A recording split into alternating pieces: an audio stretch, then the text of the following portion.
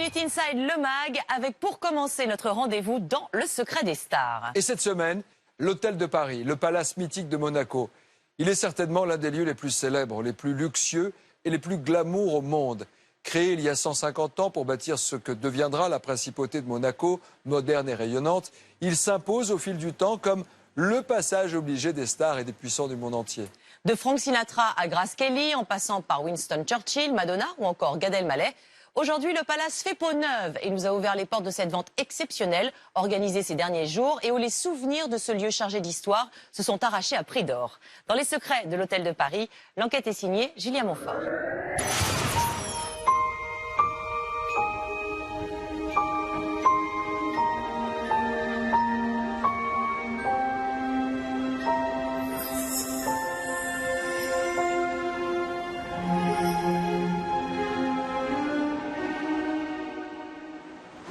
Début de journée à Monaco. Au cœur de la principauté, le rond-point le plus chic de la planète, la place du Casino.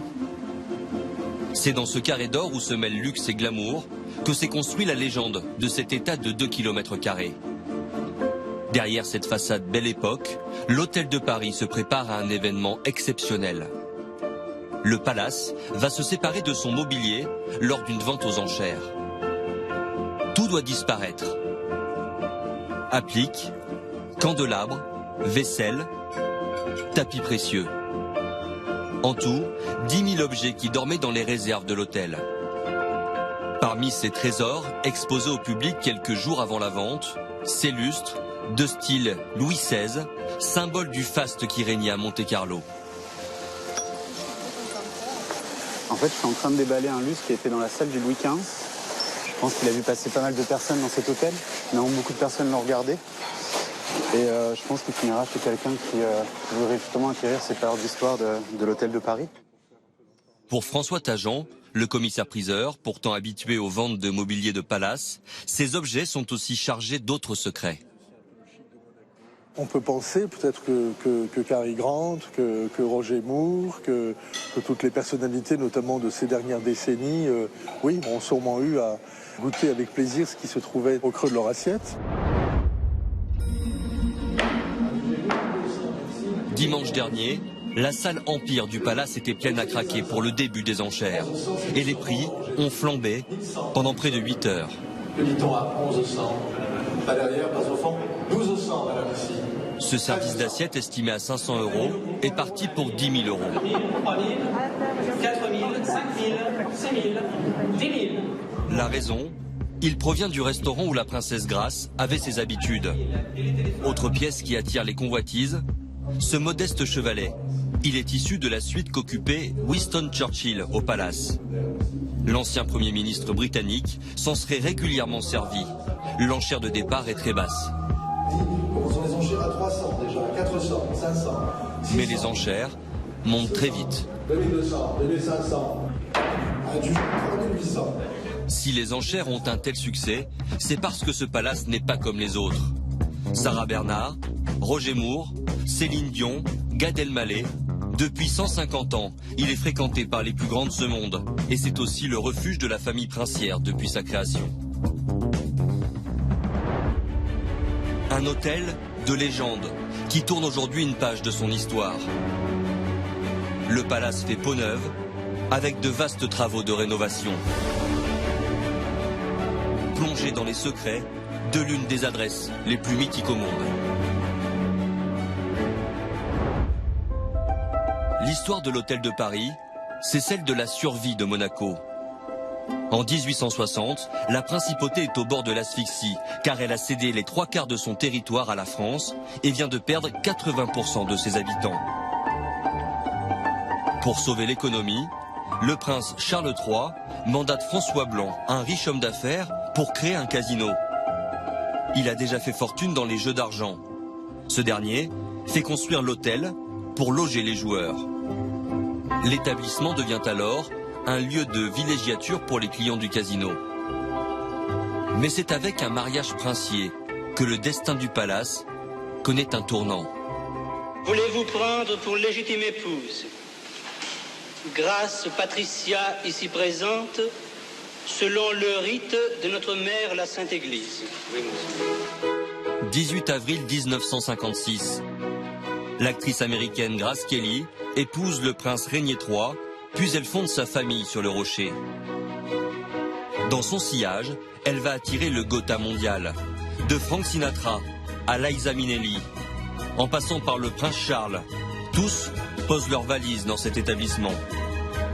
Et c'est dans des appartements luxueux comme celui-ci que Roger Moore, Céline Dion ou encore Eva Longoria ont pris leurs habitudes. Un standing sur lequel veille Sylvie Lamia depuis 25 ans, la chef gouvernante. Ce matin-là, elle inspecte la suite Garnier. Pardon ? 220 mètres carrés, avec une vue imprenable sur la place du casino. Montant 7 400 € la nuit. Alors à ce prix-là, aucune poussière ne doit lui échapper. Tout doit être impeccable. Félix, vous pourriez me donner un petit coup sur la table? Il y a encore quelques taches d'eau qui sont restées. Et pour cette somme, 5 personnes sont aux petits soins nuit et jour pour satisfaire les moindres désirs du client. Il retrouve à chaque séjour la même mise en place. Quand il arrive dans sa chambre, il n'a plus besoin de parler. Tout est mis à sa disposition comme il le souhaite. Certains habitués formulent même des demandes folles. Comme cette princesse qui, il y a quelques semaines, s'est installée ici avec ses 35 valises. Elle est arrivée, elle a pris tout le 4e, donc ce qui représente quand même énormément de chambres. Et il a fallu même transformer des chambres en salle à manger, carrément. Il y avait à peu près 200 paires de chaussures, des lunettes de soleil, une centaine. Il a fallu tout installer. Mais avant d'intégrer les chambres, tous empruntent ce hall mythique où trône encore à l'entrée une réplique vieille de 150 ans. Cette statue de Louis XV.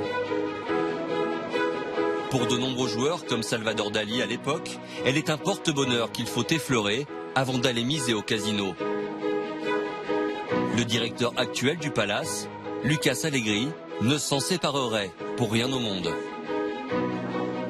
Ici, à cet endroit précis, vous avez toute l'histoire.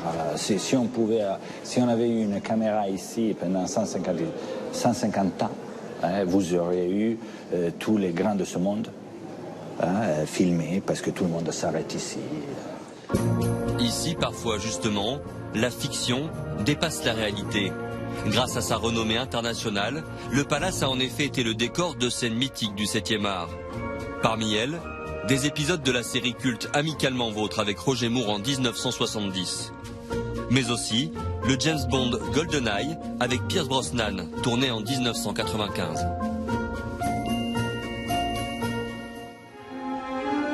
Mais la réputation de cet hôtel ne tient pas uniquement grâce au cinéma. Dans les sous-sols, à 12 mètres sous terre, un autre trésor. Au bout de ce dédale de couloir, la plus grande cave privée du monde, creusée à la main pendant plus de 10 ans. Ici, 1500 mètres carrés de grands millésimes à plusieurs milliers d'euros, sur lequel veille Patrick Franck, chef sommelier depuis 15 ans. On a à peu près 450 000 bouteilles de vin. Ça fait l'une des plus grandes caves d'hôtels privés au monde. Pour moi, professionnel du vin, c'est la caverne d'Ali Baba. Nous avons comme ça ici la doyenne des caves, qui est un château marquis d'Aligre 1835 sur l'appellation Margaux. Donc effectivement, à cette époque-là, les étiquettes n'existaient pas, tout était soufflé à la bouche, la pastille donnait le nom du château et le millésime. Et nous avons ici toute une déclinaison de vieilles eaux-de-vie de cognac. Winston Churchill buvait ce cognac lorsqu'il a séjourné chez nous quelques mois à l'hôtel de Paris. Cette cave a aussi été le témoin de soirées confidentielles. Au bout de ce couloir, dans cette petite cavité, une célébration à l'abri des regards eut lieu en 1976. C'était effectivement ici qu'ont été célébrés les 20 ans, l'anniversaire des 21 ans de mariage entre la princesse Grace et le prince Régnier. Les rangements qui sont ici n'existaient pas. On mettait une grande table ovale au milieu, on dressait, et le dîner était servi là.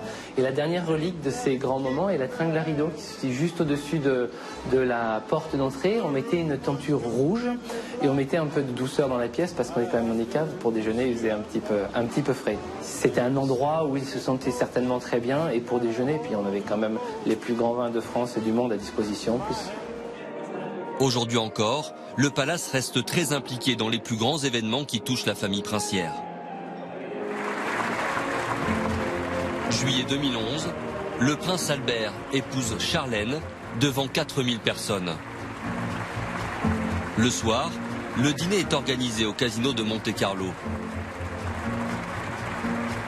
Quant à l'impressionnante pièce montée, elle a été confectionnée dans les cuisines du palace. Les pâtissiers Olivier Boyer et Franck Madala en gardent un souvenir ému. Elle faisait 2,50 m de diamètre sur 4,50 m de haut, tout en pièces détachées, et donc ce qui fait que ça... C'était chaud, quoi. Et c'était une bonne chose, une bonne occasion, un bon challenge, voilà. Ouais, on a un bon souvenir. Le palace est l'un des derniers établissements où tout est encore fait maison, comme ce soufflet à l'Armagnac, plébiscité par les célébrités. Voilà, maintenant elle est prête à envoyer. Vous pouvez y aller. En haute saison, 17 pâtissiers se relaient dans ces cuisines. Mais depuis le mois d'octobre, le service tourne au ralenti, car l'hôtel s'est lancé dans de grands travaux.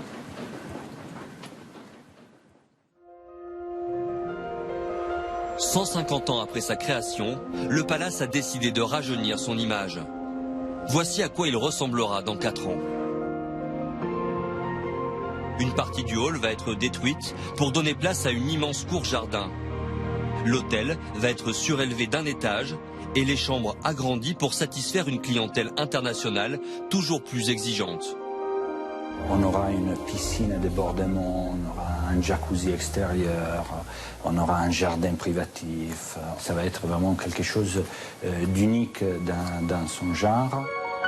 Un projet pharaonique de 250 millions d'euros. Ce chantier, contrôlé par l'État monégasque, est dirigé par Daniel Lambrecht, directeur immobilier de la Société des Bains de Mer. Il veille notamment à la préservation des parties historiques de l'hôtel. Montre-moi un peu où ils ont mis le toit là, tu m'as dit qu'ils l'avaient déposé. Alors effectivement, ils l'ont descendu, ils l'ont posé là-bas, emballé. Rénover, rajeunir, mais aussi préserver. Dans ce grand coffre en bois, le toit ouvrant du restaurant gastronomique situé au sommet de la rotonde. La princesse Grace aimait y admirer les étoiles. Alors ce toit, il fallait absolument le sauvegarder. Oui, c'est pas petit, hein. On voit la caisse qui enveloppe complètement et qui a mis à l'abri pour 4 ans de repos, un peu comme dans un sarcophage, le garder précieusement pour pouvoir le ressortir au moment donné. De même, on garde certaines verrières qui sont totalement d'époque. Plutôt que de les refaire, on va les restaurer, puisque là également, c'est une question de reprendre ce qu'est l'hôtel de Paris avec ses éléments de base. Dans quelques années, le toit reprendra sa place au-dessus du futur restaurant du palace. Ces travaux titanesques, qui s'achèveront en 2018, devraient permettre à l'hôtel de continuer à traverser les époques. Et Monaco, de fasciner le monde entier. Vicente Lizarazu dans la poudreuse à toute vitesse sur le massif du Mont Blanc. Ski extrême avec Vicente Lizarazu, c'est dans la deuxième partie de 50 Minutes Inside, le MAG. C'est parti.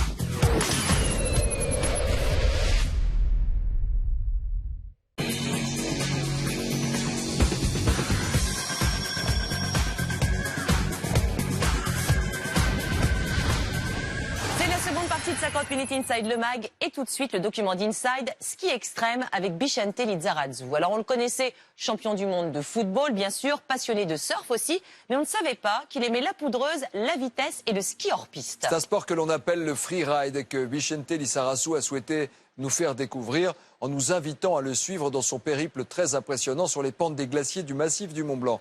6 jours de ski extrême et d'intimité partagés avec la star. Vicente Lizarazu, comme vous ne l'avez jamais vu, un reportage signé Tania Mepiel, David Ribeiro. Cela faisait des jours qu'il en rêvait. Ce matin-là, Vicente Lizarazu file droit vers les Alpes. Alors là, on va à Chamonix. C'est mythique, je crois que pour tous ceux qui aiment la montagne, c'est un passage obligatoire. Oh là là là là là. Juste là en face, c'est l'aiguille du Midi. Dans quel état d'esprit vous êtes? Ouais, là, je suis tout excité parce qu'en fait, il y a beaucoup de neige et il va en tomber beaucoup pendant la semaine. Donc, qui dit neige, dit poudreuse, dit et puis c'est vraiment c'est vraiment les conditions idéales pour le freeride en fait. Le ski freeride, c'est ce que vient chercher Vicente Lizarazu ici, au cœur du massif du Mont Blanc. Le Basque est décidément un mordu de sport, champion du monde de football, passionné de surf, mais aussi, donc, de ski. Les glaciers majestueux qui surplombent Chamonix, un terrain de jeu incroyable pour lui. On est dans les montagnes, c'est magique. Il nous emmène avec lui dans sa folle aventure au cœur des Alpes.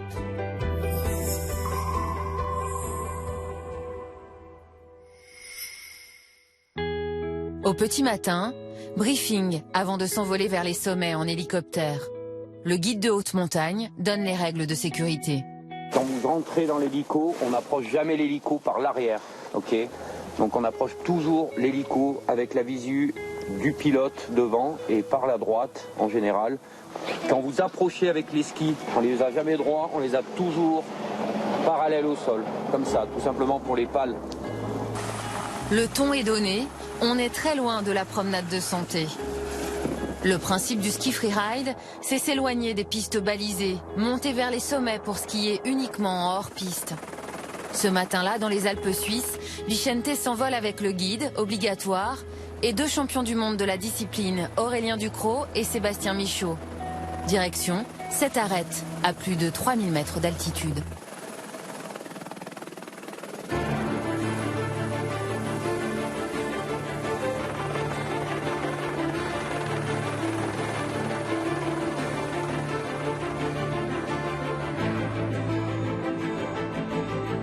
Pentes immaculées, vierges de toute trace, poudreuses, épaisses, autour de 40 cm, le paradis des freeriders.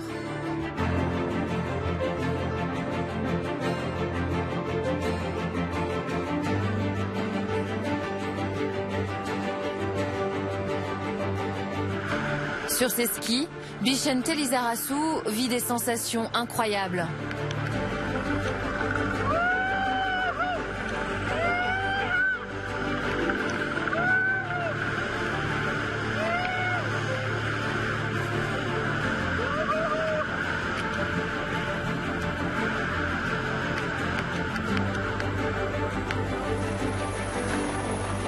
Et en guise de remonte-pente, l'hélicoptère, une expérience unique.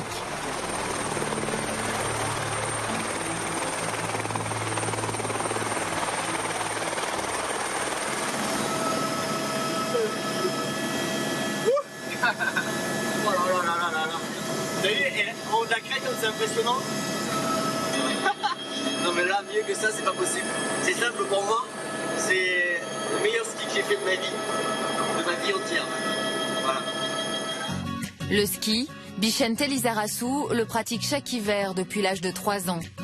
Ses parents, très sportifs, lui ont transmis très tôt la passion de la montagne.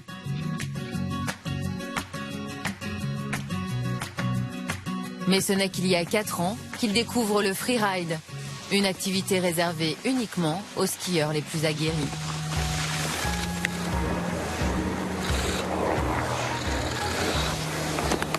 J'ai découvert ça, c'est vrai, il y a 3-4 ans, et à partir du moment où j'ai découvert ça, ça a été pour moi... J'ai plus mis les pieds sur les pistes. Les pistes, j'en veux plus. C'est fini. Les pistes, j'en veux plus. Parce que t'es seul dans la montagne, parce que t'as des pentes vierges, parce que t'as de la poudreuse, parce que tout est... Voilà, c'est doux, les sensations sont démultipliées. T'as l'impression de voler en fait dans la poudreuse. Voilà, ça pas lévitation. T'es pas en appui véritablement sur la piste, t'es davantage Tu vois, comme si tu volais tout simplement. Et puis t'as je sais pas, la sensation de la poudreuse que tu prends, t'en prends partout. T'en manges, tu vois, c'est bon. Les 2 champions du monde de freeride connaissent ces montagnes par cœur. Sébastien Michaud survole les barres rocheuses, aussi agile qu'Aurélien Ducrot. Tous deux semblent presque nés avec des skis aux pieds. Voilà leur terrain de jeu, les Drues, l'Aiguille Verte, le Mont Blanc. Donc t'es vraiment à 360 et tu peux... C'est magnifique là. C'est dingue là. C'est un passage obligatoire pour tous les freeriders du monde. Chamonix? Ouais, je pense. Oui, parce que c'est un truc unique, quoi. Ce qui est génial, c'est le nombre d'itinéraires que ça ouvre, en fait. Et donc, tu peux passer ta journée à faire des traces en permanence. Et même, tu vois, s'il neige pas pendant un petit moment, avec toute la diversité d'orientation qu'on a, on trouve toujours de la bonne neige. Donc, c'est sûr que, tous les freeriders viennent là à un moment ou à un autre, quoi. À leur côté, Bichente Lizarazu est à bonne école. Il apprend notamment à reconnaître les meilleurs itinéraires. Et là, tu passes ici, là, dans le trou, ici, là. Là en bas, là. Ouais, en bas, je sais pas s'il y a une espèce de cascade de glace. Ouais, la cascade, là, je suis pas sûr que ça passe bien. Hein. Mais sinon, au-dessus, à droite, ça passe, là, sur la vire de rocher, là. À chaque fois, vous faites comme ça quand vous passez là, là, là et là? Ouais. Pour le compète, c'est pareil. Et t'arrives à te mémoriser le bordel, là? Ouais, il faut. Là, c'est facile. Parce que là, tu vois, je vois le truc, mais après, une fois que je serai sur place, je serais content d'avoir une trace devant qui me dit, tiens, passe par là. L'impression d'être seul au monde. Le luxe suprême, juste quelques chamois au loin. Et quand on pratique le freeride, il faut souvent dormir ici, en altitude. Direction le refuge du requin construit il y a 90 ans, le plus vieux du massif. C'est Delphine Lantignac, la maîtresse des lieux, qui les accueille. Bonjour. Le refuge est loin d'être une vieille cabane vétuste. Ah ouais, il y a du vin ici. Ici, les plats mijotent dans une cuisine moderne, tout équipée. Alors je vous ai fait des petits pavés de saumon avec de la fondue de poireaux. Oh là là. Vous n'allez pas, normalement, vous n'allez pas avoir faim à la fin du repas. Vous attendiez à ce genre de refuge ou pas? Je m'attendais en fait à rien parce que j'ai jamais dormi dans un refuge. Non mais carrément, moi je trouve ça assez beaucoup plus confortable que je l'imaginais. Par rapport à ce qu'on m'avait dit ou même ce qu'Aurélien m'avait dit sur des trucs qu'il fait, mais bon, il va dans des refuges en fait où il n'y a personne qui t'attend pour te faire à manger, où il n'y a pas de chauffage et tout ça. Bon app. Bon app. Le refuge sert des plats chauds, mais le confort reste simple. Ici, pas d'eau courante, juste des réserves de neige fondue. Alors ce soir, pas de douche. C'est le prix à payer pour passer la soirée au sommet.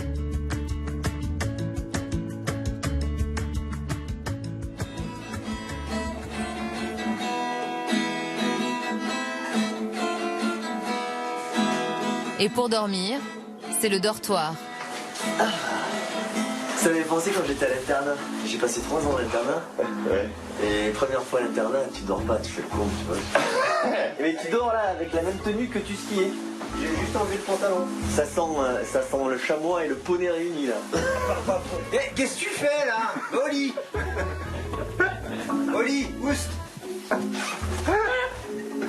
Qu'est-ce que c'est que ce cirque? Tu prends ton doudou ou quoi? Je suis à poil en dessous alors.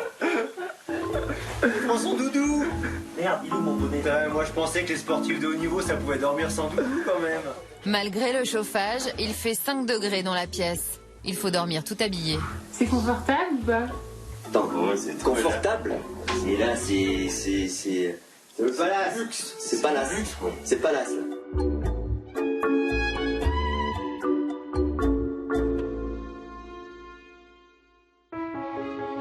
Mais arpenter ainsi les montagnes reste une activité à risque.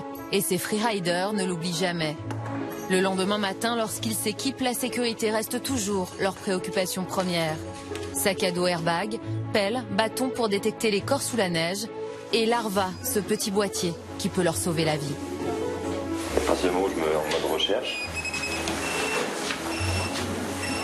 je peux le retrouver retrouver s'il se fait prendre dans une avalanche ou si moi je me fais prendre, il peut me retrouver. Il y a le guide en plus. Là, par exemple, on a aussi un baudrier. Le risque zéro n'existe pas, il le sait. Malgré tout, Vicente Lizarazu n'est pas inquiet.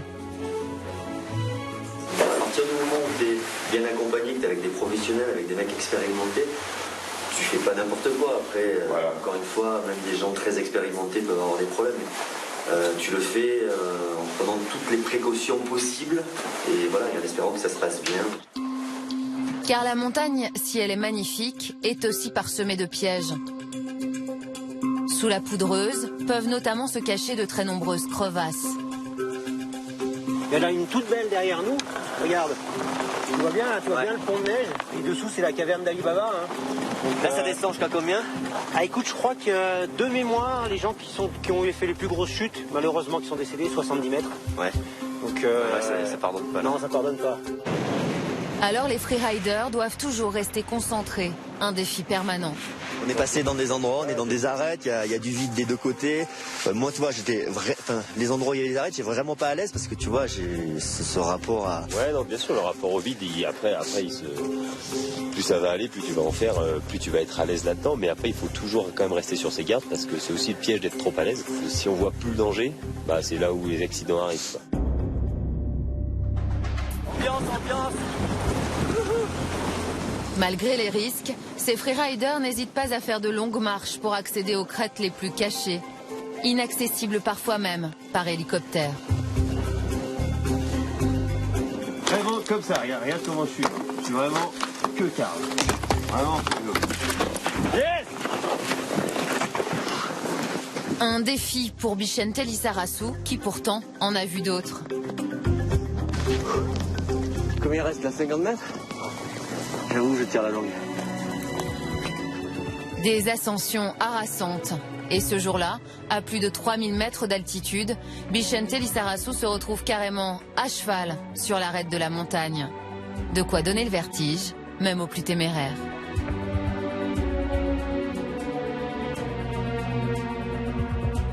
Et la descente, j'ai même pas envie de regarder tellement il y a de la pente. Voilà. De là, impossible de redescendre avec les skis aux pieds. Il faut s'encorder et descendre en rappel. Parce que là, tu te tireras bien ici, là.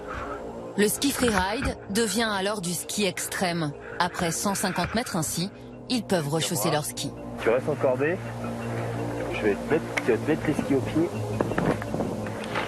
J'arrive à caler tes skis là. Ok.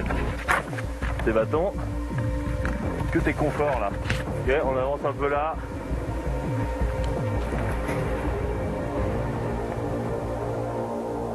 Génial, voilà, super. Très bien. On vient là tranquille, un peu en dérapage.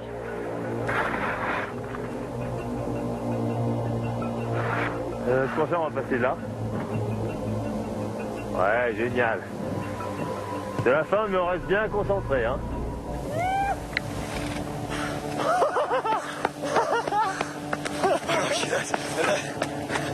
Là, je peux te dire que c'était chaud. Énorme, comme t'as maîtrisé ça. C'était raide. Ah ouais, c'était raide. C'était hyper raide. Ah là, le dernier tronçon, là, c'était la régale. Mais alors en haut, ambiance. Pas étonnant que le freeride ait été longtemps prisé de ceux que l'on surnommait les hippies du ski, des rebelles du domaine, épris de liberté et d'aventure. Vicente Lizarazu se retrouve dans cette philosophie. Pendant ses 24 ans de carrière dans le football, il a d'ailleurs pratiqué le ski, mais un peu en secret. J'avais pas le droit de faire du ski, c'était interdit sur les contrats. Il y avait tout un tas de sports qui étaient interdits, considérés comme des sports dangereux, le ski, le surf par exemple. J'avais pas le droit. Je le prenais le droit. Même si on pouvait penser que c'était un peu bizarre, que je puisse partir comme ça pendant 10 jours faire du ski comme un malade, je m'en foutais parce que moi c'était ma façon de faire, c'est ce qui me permettait d'être bien dans ma tête, d'être bien physiquement. Ses aventures, il les fait aujourd'hui partager au plus grand nombre à la télévision. À 45 ans, l'ancien footballeur, infatigable, n'a pas fini d'arpenter la planète à la recherche de nouvelles sensations extrêmes. Et bien voilà, c'est c'est terminé pour 50 minutes Inside le mag. Merci de nous être toujours aussi fidèles. Merci de fidélité, puis rendez-vous ce soir avec The Voice. This is the Voice. Alors, je vais tout vous dire, je l'aurais prise dans The Voice, mais elle est trop professionnelle, je veux dire, elle est trop talentueuse. Mais pas du tout, on m'a dit que c'est parce que j'étais trop jeune. N'importe quoi. Ah oui, il y avait ça Allez, aussi. à la semaine prochaine. Regardez-moi. Mais je vous vois, c'est extraordinaire.